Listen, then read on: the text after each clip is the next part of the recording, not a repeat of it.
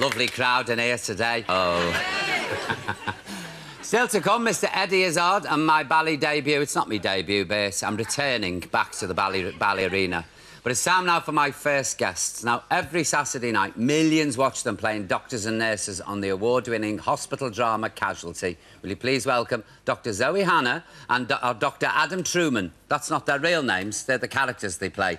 It's Sunetra Sarker and Tristan Gemmill. Let me hear you. I can't speak today. Oh, you're all right. Yeah, that's what I got your name wrong. I'm sorry. Oh, no, it's not.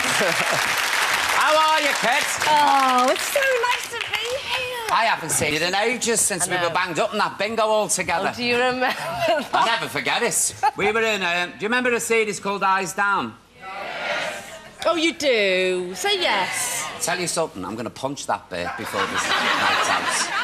We were in it together, banged up in the bingo hall in Rayners Lane, 14 hours a day. Oh, man, we had a laugh, though, didn't we? And you read those numbers out like no actor I know. I mean, really. Because I'm not an actor. Who is the most senior member out of you two? I don't mean in real life, I mean, you know, on the screen. In the hospital, that's me. Oh, is that you? It is now, but when I started, I was clinical lead and he wasn't. Briefly, she was clinical lead. For maybe a week or two. Tomato. Say you were on a plane, right, and somebody shouted, "Is there a doctor on board? This person's having a heart attack." Would either of you put your hand up? If they had pretend injuries, yes. It depends on how close to the destination we were. You would, wouldn't you? I could see it in your face. She'd be straight down. She'd say, "Put him in the recovery position." Yeah. So what's that? I haven't got a clue. Just I do know what the A, B's and C's are, though, because we say that a lot on the show. We say, check ABCs, by the book and all that. Yes. A is airway, B Airways, is breathing, circulation. So you have learned things on the show, then? You know, have you learned some medical skills? You learn bits of certain procedures, but you don't... It's rare that you learn a whole procedure all the way through. Yeah. I'd like to give it a go, though. I feel I could just give it... Yeah. Jessica's ex, Sean, right, now, because he's back on the scene. Oh, now, is he evil? He's a wrong un, yeah. Yeah, he is a wrong un. Yeah. Definitely. Now, but Zoe's had a fling with him, hasn't she? Yeah, but she's a wrong un as well, isn't she? No, so... not really, no, she's not. She's just a wayward girl who's in medicine. Yeah, misdirected and in medicine, yeah. No, she's been there. She's had a dabble. She's had a fling with Sean. Yeah, she has. She got herself into a lot of trouble with that, though, and she's trying to get herself back on the straight and narrow, but I think she may have a bit of a relapse. I'm not quite sure why she would, but I think she's very lonely at Christmas. You know, Christmas is a hard time for doctors. Let's not forget that. I'll tell you what else, it's a hard time for mistresses. No, it is.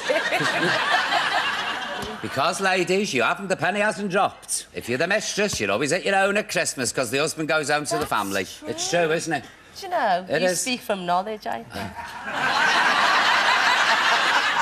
Bit of knowledge, bit of experience. It's true.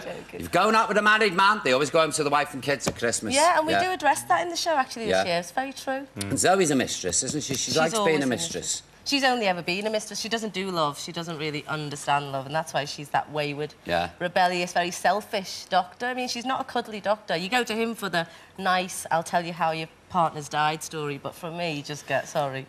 Yeah, but he's a bit of a, like, you know, he could turn as well. He's got that edge to him. He's got that sort of that resentment of authority, that inner rebel that's looking to come out at any time. Yeah. It's fascinating viewing, you know, Casualty. You know, when you get into it.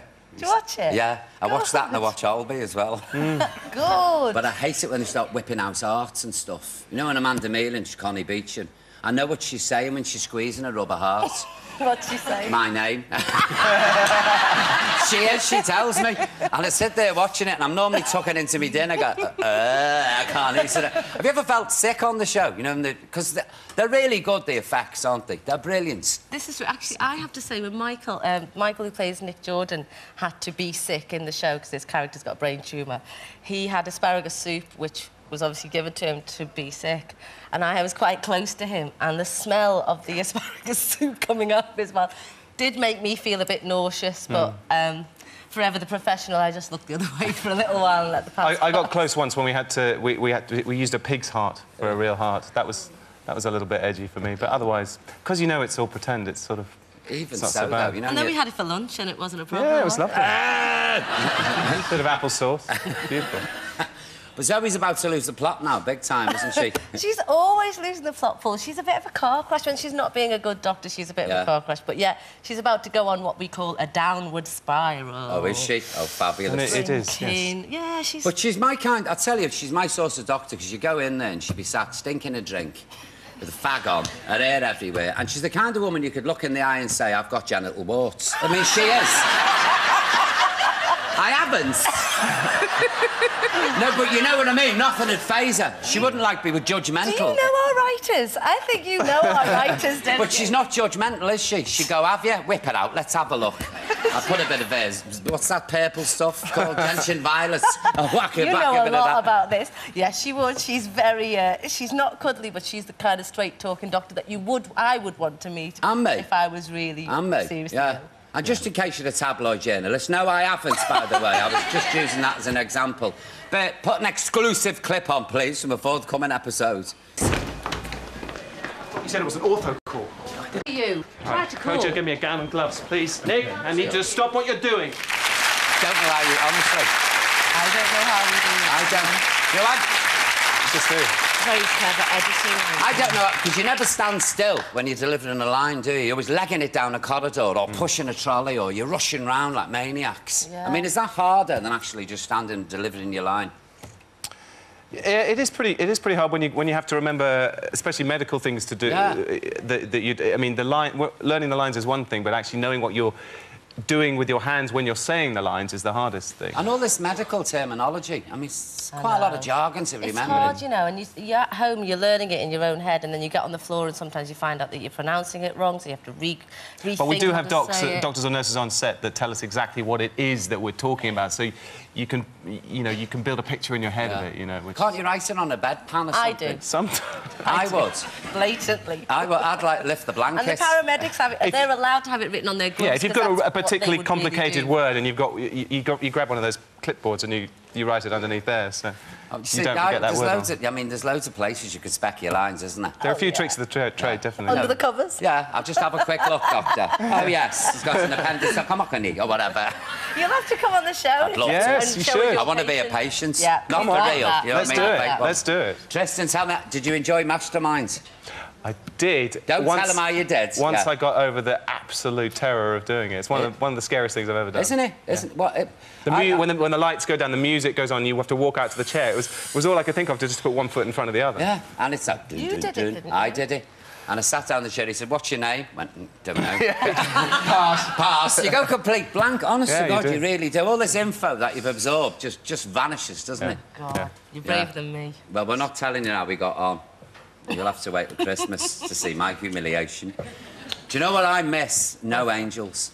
Oh, do you remember No Angels? That was, and I only found that by mistake because it was on so late at night. It was never advertised, and I thought, what is this? This is real life. This is.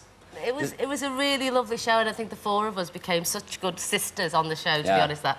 We're just grateful that we got a chance to do that. And nowadays, you see a lot more shows which are for girls, like Sex and the City and Mistresses and stuff, shows like that. So I'd like to think that, we played a part in... You're pioneers there. Yes, pioneers. Yeah. Groundbreaking. Groundbreaking, that's the word I'm looking for. So are you living down in Bristol now? Yeah. I had to move from Liverpool to Bristol. Yeah, you sort of have to, really. London. It's nice down there, though, isn't it? It's a lovely city. Yeah. Great place I didn't think I'd like it to begin with, because being up north, you just want everything to be like... Well, I wanted it to be like Liverpool. Yeah. So I wasn't sure if I'd like it, but given 6 months there, I thought, you know what, it's really nice. It's got a bit of everything. Yeah. Bit of city life, bit of country life, all the shops. Yeah, no, it is nice. nice. I enjoy it. Yeah. Oh, well, look, keep it up. I love it. Thanks, Paul. But no blood, eh, at tea time? No. Come on, folks, get your hands together, please. For Sunetra and Tristan. Come on. Now, you're going out to the self-defence, because I'm not. Now, you ready for this? It's time for us all to learn some handy moves of self-defence. And here to teach me are some people who are less than half my age. Thank you for that, Bert. In fact, as Bert has put on the autocue, I'm old enough to be their great-great-great-great-great-grandfather. Bert, you're not going to see 6 o'clock at this race. Will you please welcome the Casualty Taekwondo group and Master Leon.